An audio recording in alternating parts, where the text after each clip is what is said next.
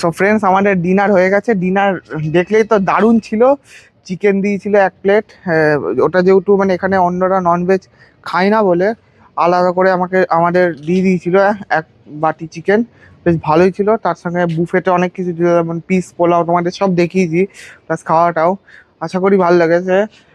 এই আমার মানে এই করবেট অ্যারোমা, এই যে রিসর্টটা আমার খুবই ভালো লেগেছে। তোমরা চাইলে এখানে থাকতে পারো। এখানকার বাফেট যে ডিনার, কালকে ব্রেকফাস্টটা আশা করি এরকমই বাফেট হবে, মানে এলাহি ব্যাপার হবে।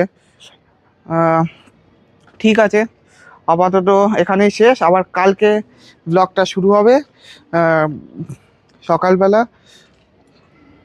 কি সুন্দর লাগছে দেখো চারদিকটা, দারুণ লাগছে। তো যেটা বলছিলাম, কালকে সকালবেলা শুরু হবে আবার ব্লগটা। কাল থেকে তো দারুণ ইন্টারেস্টিং ব্লগ ওটা শুরু করেছে। কাল থেকে দেওয়া শুরু